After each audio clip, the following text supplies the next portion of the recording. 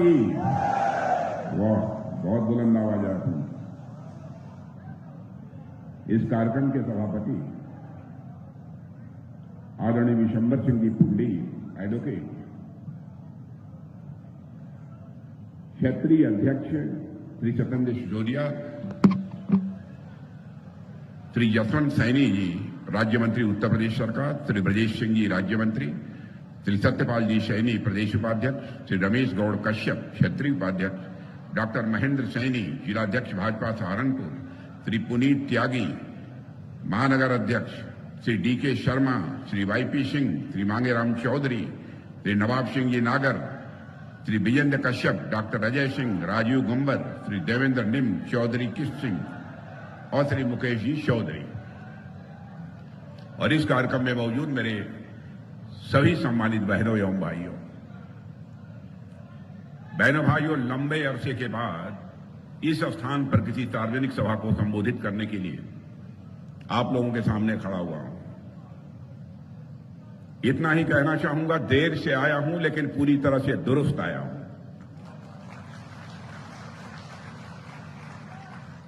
लंबे समय के बाद मिला हूं, फिर भी आप लोगों ने जिस गर्मजोशी के साथ स्वागत किया है, आप लोगों ने फूलों से स्वागत किया है, मंच से शब्दों के माध्यम से स्वागत किया गया है, आपने तालियां बजाकर स्वागत किया है। लेकिन मैं जानता हूं भारत की परंपरा है और शिष्टाचार का तकाजा भी है। स्वागत, अभिनंदन और सलाम दुआ कभी एक तरफा नहीं होना चाहिए। इसलिए मैं भी अपनी तरफ से शीश झुकाकर आप सभी बहनों भाइयों का हार्दिक अभिनंदन करता हूं, आप सभी का स्वागत करता हूं। उत्तर प्रदेश में सरकार में कई जिम्मेदारियों का निर्वाह कर चुका हूं। उत्तर प्रदेश के लोगों के साथ मेरा बहुत ही घनिष्ठ और अटूट रिश्ता है। लेकिन जानते हैं, केंद्र की राजनीति में जाने के बाद अपने प्रदेश के लिए जितना समय देना चाहिए, चाहते हुए भी मैं उतना समय नहीं दे पाता। लेकिन मैं सच बतलाऊं, जब कभी भी उत्तर प्रदेश में मेरा कार्यक्रम लगता है और मुझे जब यहां पर आना होता है तो मुझे आत्मिक सुख की प्राप्ति होती है, आत्मिक सुख की प्राप्ति होती है जब यहां आना होता है। अब इसके पहले परसों में तमिलनाडु में था, कल अरुणाचल प्रदेश में था। लगातार कई दिनों से सारे देश भर में सार्वजनिक सभाओं का सिलसिला चल रहा है और उत्तर प्रदेश में आज शुरुआत कर रहा हूं तो इस सहारनपुर की धरती से, बेहद की धरती से मैं यहां चुनावी अभियान का शुभारंभ कर रहा हूं। हमारी उत्तर प्रदेश की सरकार श्रीमान योगी आदित्यनाथ जी के नेतृत्व में चल रही है। केंद्र की सरकार हमारे प्रधानमंत्री मोदी जी के नेतृत्व में चल रही है। मुझे बतलाने की जरूरत नहीं है, केवल उत्तर प्रदेश ही नहीं है बल्कि सारे हिंदुस्तान की जनता इस सच्चाई को स्वीकार करती है। चाहे यहां के मुख्यमंत्री योगी जी हों, चाहे हमारे देश के प्रधानमंत्री मोदी जी हों, दोनों लोग अपनी जिम्मेदारी का बखूबी निर्वाह कर रहे हैं, ठीक तरीके से निर्वाह कर रहे हैं। बहनों भाइयों, इस सच्चाई को भी नकारा नहीं जा सकता। केंद्र में मोदी जी के नेतृत्व में सरकार बनने के बाद सारी दुनिया में भारत का कद बढ़ा है। पहले भी दुनिया के कई देशों में सार्वजनिक सभाओं को संबोधित करने का मुझे अवसर प्राप्त हुआ है। आज भी कई अंतर्राष्ट्रीय मंचों पर दुनिया के दूसरे देशों में भी जाकर विचार व्यक्त करने का अवसर मिलता है। लेकिन मैंने ये अनुभव किया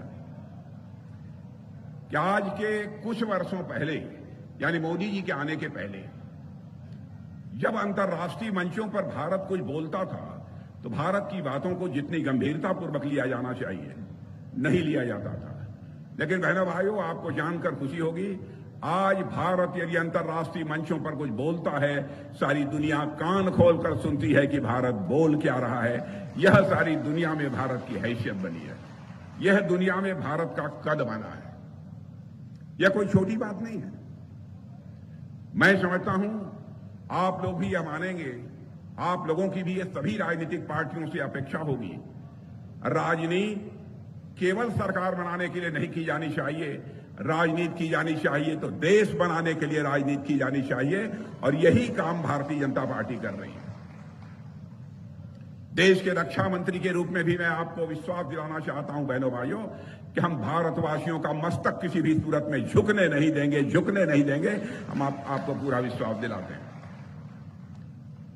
भारत की सीमा पर जिस तरीके से हमारे सेना के जवान अपनी जिम्मेदारियों का निर्वाह कर रहे हैं, उनकी सराहना केवल भारत में ही नहीं बल्कि उनके शौर्य और पराक्रम की सराहना अब दुनिया के देशों में होने लगी है।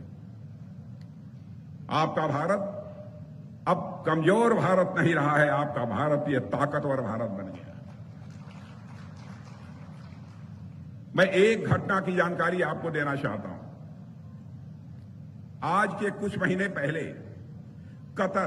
कतर देश का नाम आपने सुना होगा। कतर में हमारे इंडियन नेवी के कुछ रिटायर्ड ऑफिसर वहां पर काम कर रहे थे कुछ कंपनियों में। किन्हीं मामलों में कोर्ट ने उन्हें फांसी की सजा दे दी। थे तो भारत के ही, हमारी नौसेना में भी अपनी सेवाएं दे चुके थे। बहनों भाइयों, स्वाभाविक है हम लोगों को परेशानी हुई। कोई ऐसा अपराध नहीं था कि उन्हें फांसी की सजा दी जाए, लेकिन कतर की अदालत ने उन्हें फांसी की सजा दे दी। उसके बाद प्रधानमंत्री जी से चर्चा हुई और प्रधानमंत्री जी ने कतर के राष्ट्रपति को मिलाकर सीधे टेलीफोन पर बात की।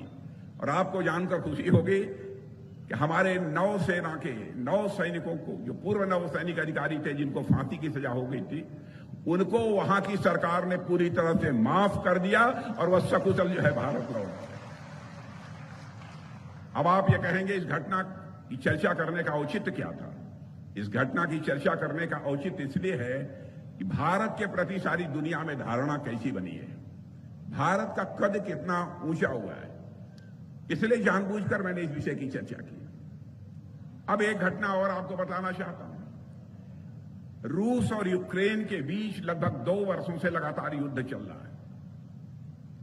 बराबर रूस की तरफ से भी मिसाइलें चल रही हैं, यूक्रेन की तरफ से भी मिसाइलें चल रही हैं। बड़ी संख्या में, लाखों की संख्या में लोग मारे भी गए। जो ही रूस और यूक्रेन का युद्ध प्रारंभ हुआ था तो भारत के हमारे बहुत सारे बच्चे यूक्रेन में उस समय पढ़ते थे। कोई एमबीबीएस कर रहा था, कोई इंजीनियरिंग कर रहा था, कोई वहां पर मैनेजमेंट का कोर्स कर रहा था। यहां जो उनके माता पिता भारत में थे वह कहने लगे कि मोदी जी चाहे जो भी हो जाए, हमारे बच्चों को जल्दी से यूक्रेन से बाहर निकालिए, नहीं कब उनकी जिंदगी चली जाए कुछ कहा नहीं जा सकता। बहनों भाइयों, ये भारत की हैसियत की मैं चर्चा करना चाहता हूं। हमारे प्रधानमंत्री ने 2 देशों का युद्ध चल रहा था, भारत के बच्चे वहां फंसे हुए थे। हमारे प्रधानमंत्री ने टेलीफोन उठाया, रूस के राष्ट्रपति मिस्टर पुतिन से बात की, यूक्रेन के राष्ट्रपति मिस्टर वहां जेलेंस्की से बात की, और साथ ही अमेरिका, जो दुनिया का सबसे ताकतवर देश माना जाता है, उसके राष्ट्रपति मिस्टर बाइडेन से बात की। यह जानकर आपको खुशी होगी मेरे बहनों भाइयों, 4.5 घंटे के लिए रूस और यूक्रेन का युद्ध रुक गया और हमारे 22,500 बच्चे यूक्रेन से बाहर भारत आए। यह भारत की हैसियत बनी है। 2014 में जितना हमको समर्थन प्राप्त हुआ था, 2019 में जनता का समर्थन उससे भी अधिक बढ़ा है। क्यों बढ़ा है? लोग ये समझते हैं, जैसी उनकी हसरत थी, जैसी उनकी इच्छा थी कि भारत का मस्तक दुनिया में ऊंचा होना चाहिए, यह सरकार मोदी जी के नेतृत्व में इस जिम्मेदारी का बखूबी निर्वाह कर रही है। भारत की हैसियत देखो आप, भारत की हैसियत। बहनों भाइयों, पहली बार हमारे देश के वैज्ञानिकों ने करिश्माई काम किया। अभी तक रूस, अमेरिका, बड़े बड़े देशों के बारे में आप सुनते थे। भारत के बारे में लोग कहते थे भारत यह गरीबों का देश है, कंगालों का देश है। आज के कुछ वर्षों पहले यह भारत के बारे में यह धारणा बनी हुई थी, लेकिन अब भारत ने करिश्मा कर दिया है। भारत के वैज्ञानिक धरती पर ही नहीं, अब चंद्रमा पर भी लैंडिंग करने में वह कामयाब हो गए। मेरे बहनों भाइयों, चंद्रमा के साउथ पोल पर हमारा लैंडर जो है लैंड कर चुका है। मुझे याद है कि पहली बार जब वो कामयाब नहीं हो पाए थे हमारे वैज्ञानिक, तो प्रधानमंत्री सुबह पहुंच गए उनके पास और जाकर वैज्ञानिकों से मिलकर उनकी पीठ थपथपाई थी और अब कुछ वैज्ञानिक उनसे चिपट कर रोने लगे। लेकिन उन्होंने ढाढ़स बढ़ाया, चिंता मत करो, चंद्रयान 2 उन्होंने छोड़ा था, वह विफल हो गया था। चंद्रयान 3 की उन्होंने कहा कि तैयारी करो। और बहनों भाइयों, हमारे वैज्ञानिकों का हौसला अफजाई की हमारे प्रधानमंत्री ने, और हमारा वह जो है चंद्रयान चंद्रमा के दक्षिणी ध्रुव पर जाकर लैंड कर पाया। और आपको जानकर खुशी होगी, चंद्रमा के दक्षिणी ध्रुव पर लैंड करने वाला चंद्रयान, यह जो काम हुआ है, यह भारत का अकेला देश है जिसने कि चंद्रमा पर अपना चंद्रयान को लैंड कराया है। भारत दुनिया का अकेला देश है। यह भारत की हैसियत है। अब राजनीति का जहां तक प्रश्न है, राजनीति आप जानते हैं कि नेताओं के प्रति मुझे भी मालूम है, आज के कुछ वर्षों पहले लोगों की धारणा